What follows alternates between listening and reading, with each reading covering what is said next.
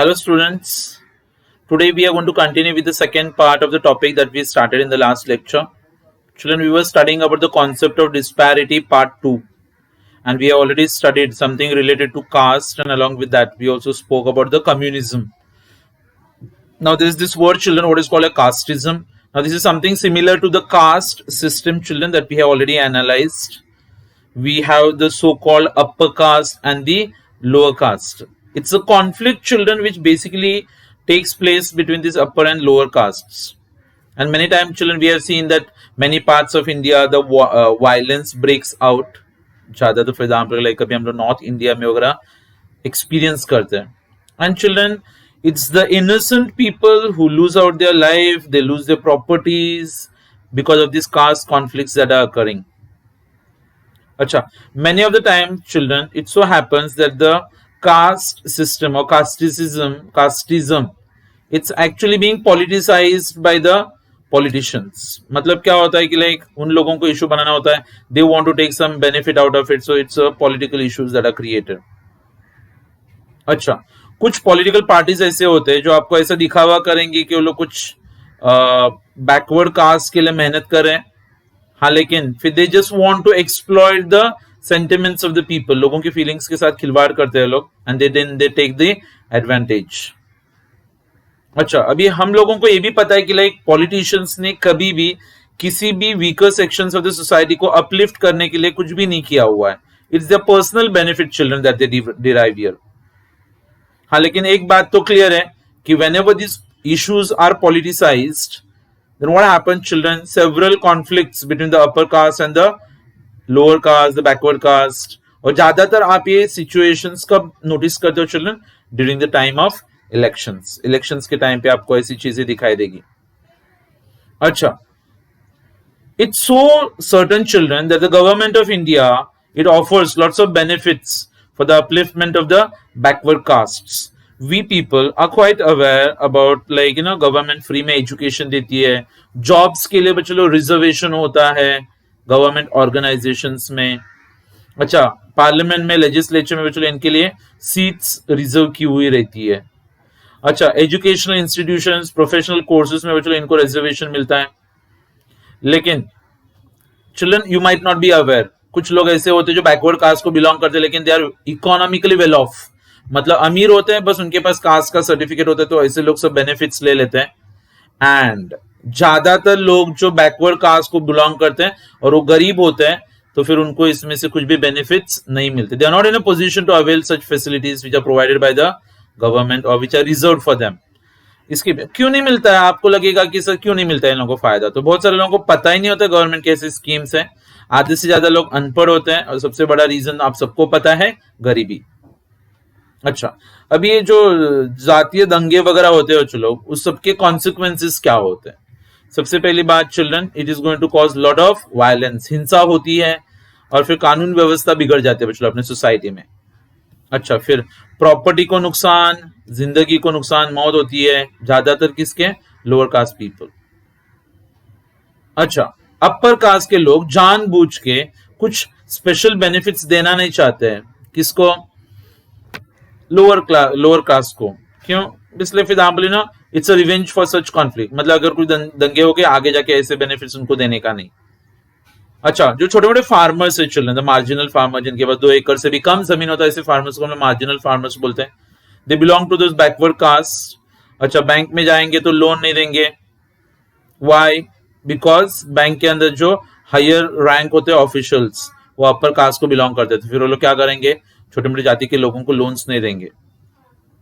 अच्छा, ज्यादातर ये जो लोअर कास्ट के लोग होते हैं, they live a life of destitutes. It's like almost like beggars, children, we can say. अच्छा, फिर ये बैकवर्ड कास्ट के जो बच्चे होते हैं, फिर वो लोग जॉब्स की तलाश में कहाँ पे शिफ्ट कर लेते हैं बच्चे लोग? Urban areas. लेकिन उनका मेन एम होता है ये जो उच्च जाति के लोग होते हैं उनके क्लचेस से, उनके बेड़ियों से छुटकारा चाहिए रहता है उन लोगों को. अच्छा, लेकिन फिर इससे क्या होगा कि जो पॉपुलेटेड अर्बन एरियाज है वो लोग और ज्यादा ओवर पॉपुलेटेड होते हैं और फिर अर्बन एरियाज के जो फैसिलिटीज होते हैं चिल्ड्रन, उसके ऊपर एक बर्डन आ जाता है. अच्छा, then Education and social life of backward caste people is badly affected due to suppressive tactics of the upper caste. मतलब अपर कास्ट के लोगों के जो टैक्टिक्स होते हैं, उनके जो स्ट्रेटेजी होते हैं, उससे गरीब लोगों को तो हमेशा तकलीफ ही होगी, एंड उनका एजुकेशन और उनका जो सामाजिक जिंदगी रहता है वो अफेक्ट होता है. अच्छा, बैकवर्ड कास्ट के वुमेन को हमने कितने सारे रेप केसेस देखे बच्चों लोग, कितने सारे सिचुएशंस होते बच्चों लोग जहाँ पे पूरे के पूरे दलित लोगों के फैमिलीज को ऐसे मतलब कभी नेकेड परेड किया जाता है उनका. अच्छा, उनके बच्चों के ऊपर अत्याचार होते हैं. अच्छा, नाउ चिल्ड्रन व्हाट हैपेंस, सी ये जो सेल्फ सेंटर्ड पॉलिटिशियंस होते हैं उनके जो निजी फायदे होते हैं बच्चों लोग, सेल्फिश, ओके, उसके लिए रास्ता मिल जाता है कास्टिज्म की वजह से चिल्ड्रन. ठीक है, और फिर वो लोग स्टेट लेजिस्लेचर में, पार्लियामेंट में जाके एंट्री करते हैं, और फिर पॉलिटिकल इंस्टेबिलिटी जो क्रिएट किया जाता है, कंफ्यूजन जो क्रिएट होता है, इसके पीछे जिम्मेदार कौन होते हैं? पॉलिटिशियंस. ओके, क्योंकि आम देखो बच्चों लोग कि लाइक हम लोग को पता है मारने वाला मरने वाला ये सिर्फ इंसान ही होता है, बस इसमें से फायदा किसी को होता रहेगा तो पॉलिटिशियंस को फायदा होता है. Okay, so children studying about communalism, then we spoke about casteism. Now children, we are going to talk about linguism. Children, talking about linguism, we all know that India is known as a land of languages. फिर चलो first chapter में हमने सुना था कि लेकिन India we almost have 1652 spoken languages. अच्छा, लेकिन फिर ध्यान रखने का इतने लैंग्वेजेस होना शायद हमारे लिए एक गर्व की बात होगी, लेकिन फिर जब लोग कॉन्स्टिट्यूशन बना रहे थे डॉक्टर अंबेडकर एंड कंपनी, तो इमेजिन करना चिल्ड्रन, ये जो प्लूरलिटी ऑफ लैंग्वेजेस है, मतलब मल्टीप्लिसिटी ऑफ लैंग्वेजेस, उनकी वजह से इमेजिन करो उनके सामने कितने चैलेंजेस हो गए रहेंगे चिल्ड्रन, बिकॉज कि कौन से लैंग्वेज को हम लोग इंपॉर्टेंस दे, वही बात आपको समझ में नहीं आएगी यहाँ पे, राइट? अच्छा, now suppose children here when we come across this so-called linguism, if fights that take place due to the languages. Now, children, the people who are framing the constitution, they had to select some of these languages as the recognized medium of official communication. Now, we wanted to save the country from severe confusion. Children, imagine करना इतने सारे languages की वजह से कितना confusion create होने के chances थे. अच्छा, now, fortunately for them, the number of people that speak each of these 1652 languages was not even. मतलब चलो हमारे देश में अगर 1652 लैंग्वेजेस बोले जाते हैं, तो एक बात तो क्लियर है यहाँ पे कि सबके सब लैंग्वेजेस बोलने वाले लोगों का नंबर तो इक्वल तो होगा नहीं. तो उन्होंने क्या किया है, they have included children 14 different languages in the 8th schedule of the constitution. अच्छा, उसके बाद में हमने और कुछ 4 लैंग्वेजेस को ऐड कर दिया था. So children, presently we have got almost 18 different languages which are included in the 8th schedule of the Constitution of India. और ये 18 languages को कौन से बेस पे इंक्लूड किया गया था? तो children, these languages are the ones which are spoken by almost more than 91% of the total population of India. और उसके बहुत सारे variants भी है children, जैसे कि Urdu and Hindustani is spoken almost by 46% of India's population. और इसीलिए कॉन्स्टिट्यूशनल के जो मेकर्स थे उन्होंने डिसाइड किया था that Hindi should be considered as the official language of India. तो हिंदी हमारी राष्ट्रभाषा होगी, ऐसा डिसीजन तभी लिया गया था. Now subject to continuance of English for the same purpose for a limited period of 15 years. मतलब 15 साल तक हम लोग इंग्लिश को ऑफिशियल लैंग्वेज करके कंटिन्यू करेंगे, और उसके बाद में फिर Hindi will be considered as the national language. अच्छा, तभी ऐसे भी हो गया था चिल्ड्रन की Hindi was actually prescribed as the official language. मतलब गवर्नमेंट का कुछ भी काम रहेगा तो हिंदी में फिर वार्तालाप होगा. लेकिन the makers of the constitution sought to provide relief to regional linguistic groups by allowing the respective state legislatures to recognize some language or other than Hindi as a language for interstate official transactions. मतलब हिंदी को तो हम लोग official बनाने वाले थे, लेकिन फिर अलग अलग स्टेट्स में, चलो आपको पता है छोटे मोटे ऑर्गेनाइजेशंस होते हैं जो अपने लैंग्वेज को सपोर्ट करते हैं, तो उनको हमने एक मतलब ऐसे बोल सकते हैं प्रिविलेज दिया था कि लाइक 2 स्टेट्स अगर आपस में कोई ऑफिशियल बातचीत करना चाहते हैं तो वो लोग अपने इंटर स्टेट कम्युनिकेशन के लिए अपना रीजनल लैंग्वेज यूज कर सकते थे। अच्छा, सो ये जो प्रोविजन है children, it recognises the right of substantial section of states population to have the language spoken by them to be recognised for official purpose. मतलब एक आध स्टेट में सबसे ज्यादा तौर पे जो लैंग्वेज बोला जाता है उसको वो लोग ऑफिशियल लैंग्वेज करके अडॉप्ट कर सकते हैं। Now, the Constitution also provided for the appointment of a commission and a committee of parliament to advise the President of India on matters related to official language. और फिर मुझे लगता है चलो कुछ 1955 में mister B.G. Kher was the chairman, तो official language commission को अपॉइंट किया गया था और 1956 में ये कमीशन में फिर अपने सजेशंस दिए थे। Now it was examined by the Joint Parliamentary Committee in 1957 और इनका जो recommendations था चिल्ड्रन, उसमें से एक बहुत ही ज्यादा इंपॉर्टेंट जो recommendation था वो यहाँ पे मैं पढ़ रहा हूं आपके लिए कि English should be the principal official language। ये बहुत बड़ी बात है चिल्ड्रन, इंग्लिश को हमने प्रिंसिपल मतलब मेन ऑफिशियल लैंग्वेज मान लिया था। अच्छा, और फिर हिंदी को कौन सा स्टेटस मिला था? Subsidiary language. कौन से साल तक? 1965। 1965 के बाद हिंदी ऑफिशियल लैंग्वेज बनेगा और इंग्लिश सब्सिडियरी ऑफिशियल लैंग्वेज रहेगा, ऐसा डिसीजन लिया गया था चिल्ड्रन। समझ में आया क्या? कि लाइक 1957 में ऐसे डिसाइड किया गया है कि 1965 तक इंग्लिश ऑफिशियल लैंग्वेज रहेगा मेन और हिंदी साइड लैंग्वेज।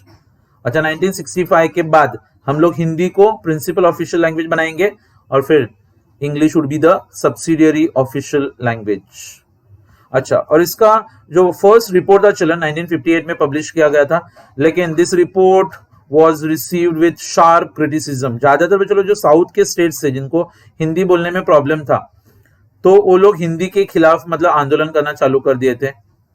अच्छा, इस हालात से बाहर निकलने के लिए Pandit Jawaharlal Nehru the then prime minister, उन्होंने 1959 में लोकसभा में बच्चों लोग एक स्टेटमेंट दिया था और स्टेटमेंट क्या था कि Hindi would not be impose on the non Hindi speaking people. मतलब जो स्टेट्स हैं जो लोग हिंदी में बातचीत नहीं करते हैं उनके लिए हिंदी जबरदस्ती नहीं करेंगे हम लोग हिंदी के लिए। हाँ, तो वहां पे अगर वो लोग चाहे तो इंग्लिश को कंटिन्यू कर सकते हैं as the associate language for the union of India for an indefinite period of time, मतलब हमेशा के लिए। इसलिए हम लोग देखते हैं ज्यादातर जो सेंट्रल गवर्नमेंट के कुछ भी डॉक्यूमेंट्स फॉर्म्स वगैरह आते हैं तो वहां पे मेन लैंग्वेज आपको इंग्लिश ही दिखेगा और साइड में कॉलम्स में हिंदी में लिखा रहता है। अच्छा, तो ऑफिशियल लैंग्वेज बिल को भी चलो 1963 में इंट्रोड्यूस किया गया था। अच्छा, बिल में क्या प्रोविजन था कि इंग्लिश लैंग्वेज में भी use in addition to Hindi as the official language, मतलब हिंदी के साथ में आप इंग्लिश लैंग्वेज को भी यूज कर सकते हो। अच्छा, 1965 में प्रोविजन के हिसाब से what they did, Hindi was made the official language of India और इससे फिर जन्म हुआ था चलो बहुत सारे anti Hindi riots in southern India और वेस्ट बंगाल, क्योंकि बहुत सारे सदर्न स्टेट्स ऐसे चले जहां पे लोगों को हिंदी बोलना नहीं आता, तो उनको लग रहा था कि एक ऐसा लैंग्वेज जो हम लोग बोल नहीं पाते उसको तुम हमारे लिए नेशनल लैंग्वेज ऑफिशियल लैंग्वेज कैसे बना सकते हो ना। मतलब इतने बड़े लेवल पे चलो एजिटेशन हुए थे, ऐसे लग रहा था कि ये जो पूरा तमिलनाडु है ना, ऐसे लग रहा था कि इंडिया से अलग ही हो गया है, it was separated from the country. और इसीलिए 1968 में जो लोग ऑफिशियल लैंग्वेज के अमेंडमेंट्स हुए थे, चेंजेस हुए थे, this act give the statutory guarantee to the non Hindi speaking states that English would not be replaced by Hindi for any official purpose unless and until the states are ready for a switch over. मतलब Hindi English के जगह पे जो Hindi official बनाने का था वो compulsory नहीं रहेगा, अगर स्टेट तैयार है तो ही आप उसको इंप्लीमेंट कर सकते हो।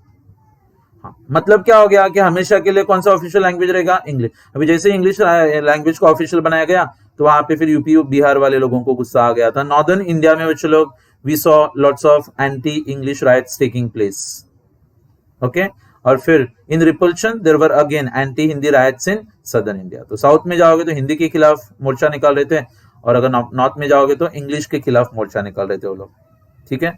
अच्छा, ये तो चलो कौन सा फाइट हो गया? Hindi versus English riots. अच्छा, the states also witness other linguistic riots, जैसे बच्चे लोग गोवा में अगर हम लोग देखेंगे तो there is something like the fight taking place Konkani versus Marathi, तो वो गोवा के नॉर्मल लाइफ को बच्चे लोग डिस्टर्ब करके गया था। अच्छा, अभी जितने भी लिंग्विस्टिक कॉन्फ्लिक्ट्स हुए थे उनको सॉल्व करने के लिए हमने क्या क्या प्रोविजंस लाए थे चिल्ड्रन? मतलब ज्यादातर जो हिंदी वर्सेस इंग्लिश के कॉन्फ्लिक्ट्स थे they were resolve by passing one official language act of 1968। इसका मतलब इसके आगे भी हम लोग इंग्लिश को ऑफिशियल लैंग्वेज करके कंटिन्यू करेंगे if you want to communicate with the union और the parliament in addition to Hindi. अच्छा, हिंदी का यूज जो होगा चलो वो ऑप्शनल रहेगा इन एडिशन टू इंग्लिश। अच्छा, अगर यूनियन गवर्नमेंट और स्टेट के बीच में जो भी कम्युनिकेशन होता है वो कौन से लैंग्वेज में होगा? इंग्लिश। अच्छा, अगर कोई स्टेट है जिन्होंने हिंदी को अपना ऑफिशियल लैंग्वेज नहीं माना तो आप इंग्लिश में बात करने का सेंटर के साथ। अच्छा, और where Hindi is used for communication between one state and the other which has not adopted Hindi as its official language, then such communication in Hindi shall be accompanied by an English translation thereof। मतलब अगर कोई state है बच्चों लोग जहाँ पे हिंदी में बातचीत हो रही है लेकिन उन्होंने अब तक हिंदी को अडॉप्ट नहीं किया हुआ तो फिर वहां पे ट्रांसलेट किया जाता है इस लैंग्वेजेस को। Okay, now coming out of this children, now we came to know that these linguistic conflicts that were taking place in India, so we had the Constitution of India laid down certain directives in respect of not only the official language but other languages on different parts of the country, क्योंकि जो language के minorities होते हैं चलो minority like few people speaking a particular language। okay, as regards Hindi as the official language, the government of India has taken number of steps for the popularization of Hindi language। जैसे कि जो non Hindi speaking लोग होते हैं उनके बीच में हिंदी को popularise करने के लिए बहुत सारे इनिशिएटिव्स आते हैं। अच्छा, जैसे कि special efforts are now being made in non Hindi speaking states to teach Hindi so that Hindi language में भी serve as the medium of expression for the elements of composite culture of India. तो जो स्टेट्स है चलो जहाँ पे हिंदी लैंग्वेज ज्यादा use नहीं होता वहां पे हिंदी सिखाने की कोशिश की जा रही है, तो शायद एक कॉमन लैंग्वेज जो पूरे के पूरे इंडिया को साथ में बाइंड कर देगा। Right? Yes. So children, we had linguism, then we had casteism, and then we also had communism। अभी चौथा रीजन बच्चों जिसकी वजह से आपस में झगड़ा करते हैं इंडिया के लोग, तो that is something which is referred to as regionalism. Regionalism का मीनिंग क्या होता है उसको पहले समझते हैं हम लोग। Regionalism children would be like the people of different regions fighting with one another on the basis of their boundaries children we can say. तो अपने स्टेट के बाउंड्रीज को लेके आपस में जब कोई भी झगड़ा होता है तो उसको हम लोग रीजनलिज्म करके बोलते हैं। It's a division of a country into small administrative regions. अच्छा, तो कुछ लोगों को लगता है कि वो लोग अपने पर्टिकुलर एरिया को कुछ ज्यादा ही लॉयल हो जाते हैं उनके स्टेट को, उनके कंट्री को। अच्छा, क्योंकि उनका कल्चर कॉमन होता है चिल्ड्रन, उनका लैंग्वेज भी कॉमन होता है, हिस्ट्री सेम रहता है, उनका सोशल बैकग्राउंड सेम है। हाँ, लेकिन सबको पता होना चाहिए कि अगर हम लोग रीजनलिज्म में बिलीव करने लगे तो हमारे देश को कितना खतरा हो सकता है। अगर आप सिर्फ अपने एरिया के बारे में सोचोगे तो फिर अपने देश के बारे में कौन सोचेगा? Because then that regionalism and that regional loyalty it becomes a guiding passion, and शायद देश के जो बड़े इंटरेस्ट होते हैं children, national considerations, they take a back seat. अच्छा, इंडिया में कुछ पॉलिटिकल लीडर्स है जो बहुत ज्यादा सेल्फिश होते हैं। अच्छा, तो उन्होंने क्या किया है अपने रीजन को ज्यादा स्ट्रॉन्ग बनाने के लिए अपना they just wanted to build up a regional base for them. हाँ, लेकिन फिर उसके कॉस्ट पे फिर क्या होता है पता है? देश को नुकसान होता है। जैसे कि children we got very large states ना children, if you talk about Maharashtra it's a very huge state. अच्छा, then you also talk about Andhra. अच्छा, तो कुछ एरियाज पता है महाराष्ट्र के अंदर, आंध्र के अंदर कुछ एरियाज डेवलप है, कुछ एरियाज बच्चों बैकवर्ड रहते हैं। जैसे कि सेंट्रल महाराष्ट्र का जो रीजन है मुंबई, हाँ, तो वहां पे आपको बहुत सारा डेवलपमेंट दिखेगा, लेकिन कोंकण की तरफ देखोगे तो नहीं। Marathwada children is still backward. Talk about Vidarbha, then it's like the totally neglected area. हाँ, तो फिर ऐसे रीजन्स को कभी कभी रेफ्यूजी रीजन्स करके रिफर किया जाता है। अच्छा, extreme form of regionalism will always create some conflict between the regions. At times children जो अपने रीजन में ज्यादा कुछ इंटरेस्ट दिखाने की वजह से देश के साथ में हम लोग कॉन्फ्लिक्ट में आ जाते हैं। जैसे कि एग्जाम्पल के तौर पे तमिलनाडु का जो ऑपोजिशन है बच्चों लोग हिंदी के खिलाफ, हाँ, तो फिर बाकी का सेंटर का बच्चों लोग बहुत कोशिश रहता है कि लाइक हम लोग तमिलनाडु में हिंदी को थोड़ा पॉपुलराइज करने की कोशिश करेंगे, बराबर। लेकिन जब आप हिंदी को वहां पे पॉपुलराइज करने के लिए जाओगे तो फिर ध्यान रखना it's going to receive protests. और रीजनल कॉन्फ्लिक्ट की वजह से बच्चों लोग होता क्या है कि लाइक हमारे देश का जो इंटेग्रिटी है, एकात्मता बोलते हैं बच्चों लोग, एकता होती है, यूनिटी, हाँ तो वो खतरे में आ जाती है। एंड शायद कुछ पॉलिटिशियंस को फिर अपना बेस बनाने के लिए चांस मिल जाता है, क्योंकि उनको लोकल लोगों के ऊपर ज्यादा इन्फ्लुएंस होता है चिल्ड्रन। जैसे कि अभी बहुत सारे लोग ऐसे स्वतंत्र विदर्भ का डिमांड करते हैं, क्योंकि वहां पे जो पॉलिटिशियंस होते हैं कुछ लोग, उनको फिर चीफ मिनिस्टर बनाने का, वहां पे गवर्नमेंट बनाने का चांस मिलेगा ना अगर अलग रहेंगे तो। अगर वो महाराष्ट्र का हिस्सा है तो फिर उनको अलग से गवर्नमेंट फॉर्म करने का चांस नहीं मिलता है। सो अपने निजी फायदे के लिए ये सब करते हो लोग। जैसे कि चिल्ड्रन वो खलिस्तान का जो डिमांड होता है, फिर बोडोलैंड, या फिर अभी रिसेंटली हमने देखा है कि like when they separated what Telangana. हाँ तो these are all the example children that we have. जैसे कि महाराष्ट्र और कर्नाटका का बॉर्डर पता है क्या सबको? नाम क्या है उसका? बेलगावी बोलते हैं, फिर बेलगाम। हाँ तो बेलगाम के अंदर चलो कम से कम 75% लोग ऐसे जो मराठी बोलते हैं। महाराष्ट्र को लगता है कि लाइक वहां पे जो मराठी बोलने वाले लोग, इसका मतलब Belgaum should be a part of Maharashtra. तो वहां पे फिर वो लैंग्वेज को लेके, कन्नड़ लैंग्वेज को लेके फिर आपस में मारामारी होती है। ठीक है। अच्छा, कर्नाटक और तमिलनाडु के बीच में जो झगड़ा चलता है कौन सी बात को लेके पता है? कावेरी नदी के पानी को लेके। अच्छा, कभी कभी कर्नाटका बोलता है कि उसका पानी हम लोग तमिलनाडु में जाने नहीं देंगे। फिर तमिलनाडु बच्चों को सुप्रीम कोर्ट में जाता है एक आध बार, तो फिर कर्नाटका ने सुप्रीम कोर्ट भी चैलेंज किया था कि सुप्रीम कोर्ट का ऑर्डर था कि पानी रिलीज करो, कर्नाटका मना कर रहा था। So they got inter state conflict in both the states, और फिर बहुत सारे एजिटेशंस, बहुत सारे riots, and it affected the peace and development in the region. आपको पता है चलो झगड़े की वजह से फिर कुछ भी डेवलपमेंट नहीं होगा, it's going to be only loss children, we can say, right? Okay, now what are the measures suggested for resolving this regional conflicts children? क्या बोला देखो कि अगर आपस में झगड़े होते तो उसको सॉल्व करने के लिए क्या क्या मेजर्स होते हैं। सबसे पहले स्टेट्स के बीच में, अलग अलग रीजन्स के बीच में चलो कोऑपरेटिव स्पिरिट होना बहुत जरूरी है। और इसके लिए फिर मेहनत कौन करेगा? ऑब्वियसली पॉलिटिशियंस और हमारे जो सोशल लीडर्स होते हैं। And I think even the media can play a very positive role children. Okay, तो कोऑपरेशन। दूसरा, इंडस्ट्रियलिस्ट को कुछ इंसेंटिव्स देने चाहिए ताकि वो लोग जो हमारे बैकवर्ड एरियाज होते हैं वहां पे जाके अपने इंडस्ट्री सेटअप करेंगे, तो जो बैकवर्ड एरियाज है उनका भी थोड़ा सा डेवलपमेंट होगा। जैसे कि उनको हम लोग टैक्स हॉलीडे दे सकते हैं, कैश सब्सिडी दे सकते हैं। जैसे कि अगर कोई विदर्भ में जाके इंडस्ट्री चालू करे तो उसको आप टैक्स में हॉलीडे दे दो, चलो विदर्भ का थोड़ा सा डेवलपमेंट हो जाएगा, तो फिर ये सब प्रॉब्लम्स ऑटोमेटिकली सॉल्व होते हैं। अच्छा, दूसरी बात, central government has to put in some efforts ताकि ऐसे प्रॉब्लम्स को हम लोग रिजॉल्व कर सकते हैं। ठीक है, क्योंकि नेशनल यूनिटी और integrity children is more important.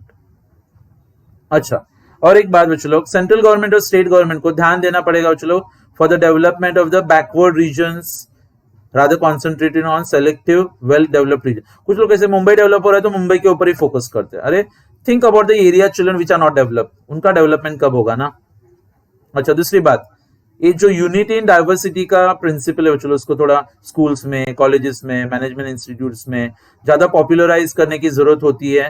और उसकी वजह से फिर लोग कलेक्टिव एफर्ट्स करेंगे ताकि लोगों को हमेशा पता चलेगा कि आप जितने साथ में रहोगे, विविधता में एकता जो बोलते हैं, वो हम लोग ज्यादा पॉपुलराइज करना चाहते हैं children. So that is a principle of unity in diversity must be popularised, मतलब लोगों को इसके बारे में थोड़ा अवेयरनेस फैलाओ। अच्छा, दूसरी बात, जहां कहाँ पे भी प्रॉब्लम्स है, जैसे विदर्भ महाराष्ट्र से अलग होना चाहता है, तो ऐसे टाइम पे हम लोग किस बात का फायदा उठा सकते हैं? डायलॉग्स, जैसे इंटरैक्शंस हो सकते हैं आपस में, कुछ स्पोर्ट्स, कल्चरल एक्सचेंजेस, कुछ फेस्टिवल्स वगैरह मना सकते हैं हम लोग, और इससे फिर अलग अलग रीजन्स आपस में कोऑपरेट करते हैं। अच्छा, as far as the inter regional development within the state is concern, तो फिर आप सबको पता है children, we have got one officer is called as the BDO, block development officer. उसका जिम्मेदारी रहता है कि like he is suppose to look after the development of that backward region. ठीक है। अच्छा, overall children we must have understood कि like ये चार कुछ प्रॉब्लम्स है जिसकी वजह से आपस में कुछ कॉन्फ्लिक्ट्स डेवलप होते हैं। So we started children with communalism, secondly we spoke about casteism, फिर हमने लैंग्वेजेस को लेके जो झगड़े हुए थे उसके बारे में बात की, and then finally we spoke about children regionalism. तो the concept of disparity part 2 वाला जो चैप्टर है, it's all about this particular controversies children that are created due to this different basis, if different criteria on which the conflicts take place between the regions or between the people of the same country children. Okay, so chapter number 1 हमने discuss किया था, फिर directly हम लोग chapter number 2 के ऊपर आए थे. Then I taught you children chapter number 5. उसके बाद में मैंने आपको थर्ड चैप्टर एक्सप्लेन किया हुआ है. In the coming lecture children we will be discussing chapter number 4, that is the Constitution of India. And with that I think you should be getting over with the portion. तो just wait for the next lecture children, जब मैं आपको fourth वाला chapter पूरा tree diagram के साथ में अच्छे से एक्सप्लेन करके फिर we will be going to discuss certain MCQs related to foundation course. Okay? लेकिन ओवरऑल जो मैं आपको एक्सप्लेन करा उतना भी अगर आप याद रख के जाओगे तो भी आपका पेपर वर्चुअल अच्छे से जाएगा. और नो डाउट कि आपको पास तो होने का ही है. Don't worry about passing, you will score better marks. That's all for today children. Thank you very much. See you in the next lecture with the discussion for chapter number 4. Bye. Take care.